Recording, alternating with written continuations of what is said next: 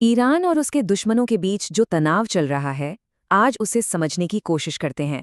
Iran ने शांति कायम करने के लिए अपनी कुछ शर्तें रखी हैं, और हम देखेंगे कि इन शर्तों का मतलब क्या है और क्या ये कभी पूरी हो भी सकती हैं। देखिए, इस सवाल का जवाब बिल्कुल भी आसान नहीं है। लेकिन हाँ, ईरान ने पूरी दुनिया के सामने ये साफ कर दिया है कि शांति की उसकी कीमत क्या है। और ये सिर्फ कहने की बातें नहीं हैं, कोई डिप्लोमैटिक बयान नहीं है। ये ईरान की लंबी सोच और उसकी रणनीति का एक बहुत ही बोल्ड ऐलान है। तो चलिए इसे थोड़ा और गहराई से समझते हैं।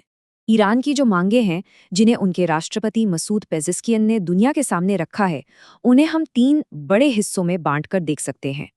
तो ये है वो 3 शर्तें: मान्यता, मुआवजा और गारंटी। और यकीन मानिए, इनमें से हर एक शर्त के पीछे एक बहुत बड़ा जियोपॉलिटिकल मतलब छिपा हुआ है।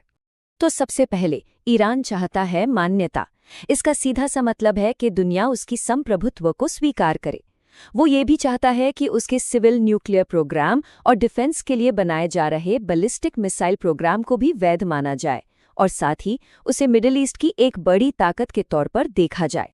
अब आते हैं दूसरी शर्त पर, जो है मुआवजा। तेहरान का कहना है कि अमेरिका और इजराइल के हमलों से उसके military base, air defence system, तेल रिफाइनरी और शहरों को जो भी नुकसान पहुंचा है, उसका पूरा पूरा वित्तीय मुआवजा दिया जाए। और तीसरी और आखिरी शर्त है एक पक्की अंतर्राष्ट्रीय गारंटी। ईरान चाहता है कि यूएन की देखरेख में एक ऐसा कानूनी समझौता हो जो ये पक्का करे कि भविष्य में उस पर कोई हमला नहीं होगा, स्टक्सनेट वायरस जैसा कोई साइबर अटैक नहीं होगा, और न ही उसके वैज्ञानिकों को निशाना बनाया जाएगा। तो सवाल ये उठता है कि ईरान ऐसी शर्तें रखी क्यों रहा है जो देखने में लगभग नामुमकिन लगती हैं।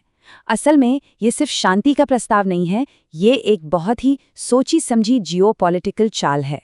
असल में इन मांगों के पीछे 4 बड़े मकसद छिपे हैं। पहला, दुनिया को ये संदेश देना कि शांति तो हम चाहते हैं, पर आक्रामक अमेरिका और इजराइल हैं। दूसरा, विरोधियों पर एक मनोवैज्ञानिक दबाव बनाना। तीसरा, बातचीत की टेबल पर आने से पहले ही अपनी पोजीशन बहुत मजबूत कर लेना।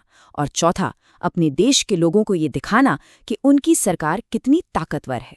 लेकिन ईरान चाहे जो भी रणनीति अपनाए, सच्चाई ये है कि अमेरिका और इजराइल के नज़रिए से देखें तो ये शर्तें मानना तो दूर, इन पर बात करना भी मुमकिन नहीं है। और देखिए, यहीं पर दोनों के बीच का जो गहरा अविश्वास है, वो साफ साफ नजर आता है। जिसे ईरान शांतिपूर्ण परमाणु ऊर्जा और अपनी रक्षा का अधिकार कहता है, अमेरिका और इजराइल उसे चोरी छिपे परमाणु बम बनाने का प्रोग्राम और अपने प्रॉक्सी ग्रुप्स को हथियार देने की साजिश के तौर पर देखते हैं।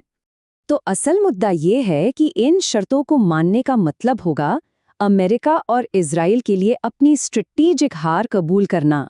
मुआवजा देना हार मानने जैसा होगा, और सुरक्षा गारंटी देने का मतलब होगा कि भविष्य में ईरान के खिलाफ एक्शन लेने का रास्ता ही बंद हो जाएगा। इसीलिए किसी बड़े समझौते की उम्मीद लगभग न के बराबर है। अब ये मत सोचिए कि ये सिर्फ एक इलाके का झगड़ा है। इस तनाव का सीधा असर पूरी दुनिया की अर्थव्यवस्था पर पड़ सकता है। चलिए देखते हैं कैसे। जरा इस नंबर पर गौर कीजिए, 30%। दुनिया का लगभग 1/3 तेल जो समुंदर के रास्ते जाता है, वो इसी हॉर्मुज़ जलडमरू मध्य से होकर गुजरता है। ये दुनिया की सबसे अहम एनर्जी सप्लाई लाइन है। यहाँ जरा सी भी गड़बड़ी का असर तुरंत पूरी दुनिया के बाजारों पर पड़ता है। अगर ये लड़ाई लंबी खिंचती है तो इसका असर लहरों की तरह फैलता है।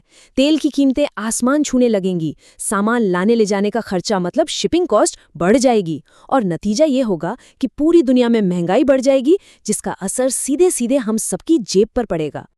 तो अब जब दोनों पक्ष अपनी अपनी बात पर अड़े हुए हैं, तो यहाँ से आगे क्या हो सकता है? मोटे तौर पर 4 रास्ते नजर आते हैं। पहला, हो सकता है कि कैदियों की अदला बदली जैसे किसी छोटे मुद्दे पर कोई अस्थायी समझौता हो जाए। दूसरा रास्ता ये है कि ये लड़ाई और भड़के और लेबनान, सीरिया जैसे दूसरे देश भी इसमें शामिल हो जाएं। तीसरा और सबसे खतरनाक रास्ता है तेल सप्लाई में रुकावट, जिससे 1973 जैसा बड़ा आर्थिक संकट आ सकता है। या फिर चौथा, रूस जैसी कोई बड़ी ताकत बीच में आकर सुलह कराने की कोशिश करे। तो आखिर में सवाल यही बचता है कि जब मांगे इतनी बड़ी हों और अविश्वास इतना गहरा, तो क्या सच में शांति का कोई रास्ता निकल भी सकता है? ये एक ऐसा सवाल है जो न सिर्फ इस इलाके का बल्कि आने वाले समय में पूरी दुनिया का भविष्य तय कर सकता है।